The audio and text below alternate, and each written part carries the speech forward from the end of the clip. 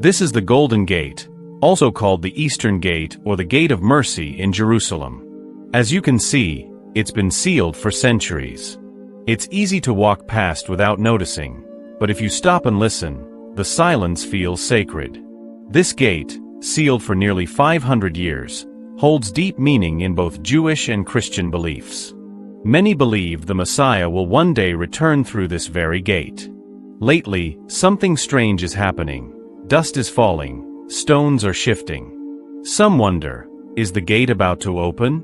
And if so, who is coming? To understand, we need to go back in time. In the 1500s, during the Ottoman Empire, Sultan Suleiman the Magnificent rebuilt Jerusalem's walls and ordered this gate sealed.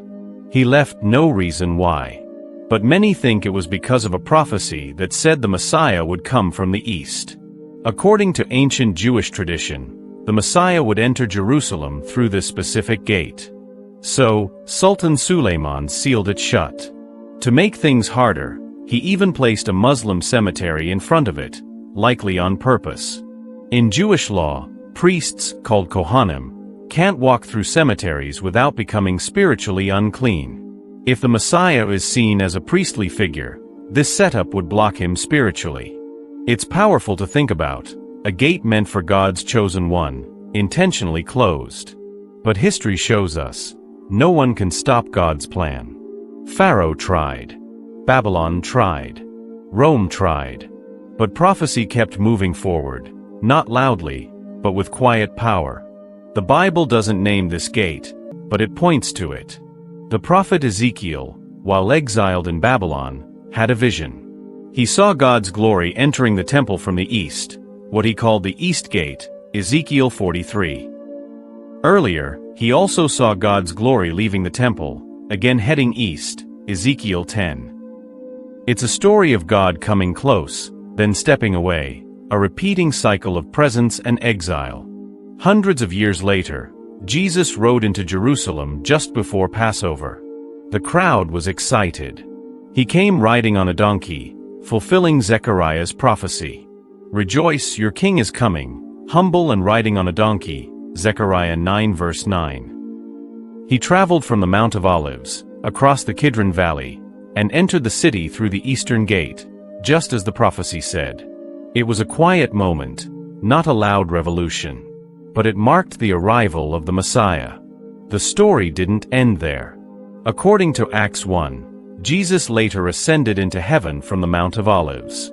Zechariah 14 says he will return the same way, his feet standing on that same mount, facing east.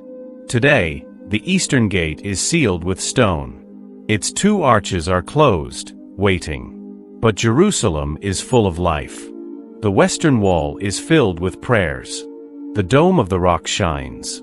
The markets are crowded and vibrant. The city is alive, with history, faith, and hope.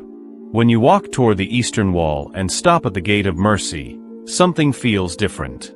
It's more than just quiet, it's the sense that something is happening. Lately, there have been quiet reports. Some Israeli tour guides mention dust slipping through sealed cracks or stones slightly shifting. Engineers have noticed small misalignments. A few even say they've heard faint sounds from within. No official explanation has been given. Many say it's just erosion or the natural wear of an old city. But others feel it's more, a sign, a stirring. In Matthew 24, Jesus warned us to watch for signs, wars, rumors, trembling earth, and voices in the wilderness. He said, "Watch because you don't know the hour." There's a deeper reality beneath the surface, something unseen but very real. Hebrews 11 verse 3 says, "By faith, we understand that the universe was formed at God's command, so what we see was made from what we cannot see." This shows us that the physical world isn't the whole story. It's just a reflection of something greater. So when we look at the Eastern Gate, we're not just seeing stone, we're standing at the edge between the natural and the divine. In the Bible, God doesn't usually shout. He moves quietly but powerfully. He spoke to Elijah in a whisper, not thunder. He came as a baby in a manger, not a king on a throne. He entered Jerusalem on a donkey, not in glory. These moments may seem small, but they change everything. They're divine signs. They show us that heaven works in quiet, unexpected ways, like a small seed growing. So when strange things happen at the Eastern Gate, stone dust, odd sounds, we shouldn't ignore them. Maybe it's a sign from God. Not a loud miracle, but a soft tremble in stone, a breath in the wall. To understand the Eastern Gate, look straight across to the Mount of Olives. It's not just a hill, it's a holy place deeply connected to the gate. The prophet Ezekiel saw God's glory leave the temple and rest on the Mount of Olives. It was a moment of sadness. But Ezekiel also saw hope, God's glory returning from the east through that same gate, Ezekiel 43. This is the pattern, leaving and returning, sorrow and restoration. Centuries later, Jesus followed this pattern. On Palm Sunday, he crossed the Mount of Olives and entered Jerusalem through the Eastern Gate. The people welcomed him with shouts of Hosanna. Glory entered again. But he didn't stay. After rising from the dead, Jesus returned to the Mount of Olives, and from there, he ascended to heaven. The disciples were staring at the sky after Jesus ascended. But two angels appeared and said, "Why are you standing here looking up? This same Jesus will return just as you saw him go." Acts 1 verse 11. The prophet Zechariah adds, "On that day, his feet will stand on the Mount of Olives." That's not just symbolic, it's a real place. A path stretches from the Mount of Olives, across the valley, to the Eastern Gate in Jerusalem. Many believe this is the route Jesus will take when he returns. In every generation, there are people watchers, who believe the world is moving towards something important. In recent years, many have visited the Eastern Gate. Scholars, pastors, pilgrims, and everyday believers have felt a strange presence there. Some even say they felt a low vibration in the ground or saw dust falling from the gate with no wind. A few have claimed to hear a groaning sound behind the wall. These aren't wild stories, they're consistent testimonies, reminding us of Isaiah 62 verse 6, which says God has placed watchmen on Jerusalem's walls who never stay silent. Jerusalem is not just any city. It's the center of prophecy. The Bible mentions it over 800 times. We're told in Psalm 122 to pray for the peace of Jerusalem, because it's more than a place, it's spiritual ground zero. This is where Solomon built the temple, where prophets spoke, and where Jesus walked and wept. In Luke 19 verse 42, Jesus cried over the city, "If only you knew what would bring you peace." That message still applies today. The world is racing forward, but Jerusalem stands firm, sacred and central. Could it be preparing for another divine moment?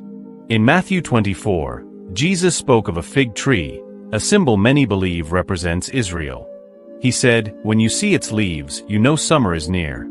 So when you see these things, know that it is near, even at the door."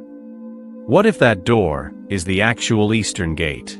Closed for centuries, but now showing signs of movement?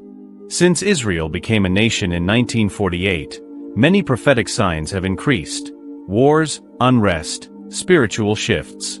But the most subtle sign of all? A sealed gate that may be waking up. What if Jesus meant it literally when he said, "It is near, even at the door"? An old stone gate, sealed for almost 500 years, suddenly starts to shift. Dust falls. The ground shakes a little. What if this isn't just old stone breaking down? What if it's meant to happen? This gate might not open with thunder or fire, but it will shake the heavens. It's not just a doorway, it's a sign, a declaration. And when it opens, it might mean a king is coming. 4 centuries, people have waited.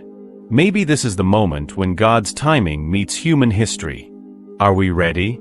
The signs are small but adding up. The world is asleep, but the gate is moving. Heaven is watching. Are you? If this message touched you, don't scroll away. Stay awake. Stay alert. The King is near. Like, share, and subscribe if you believe this is a sign. This isn't just a story from the past. It could be happening now. And it's not the end. It might be the beginning.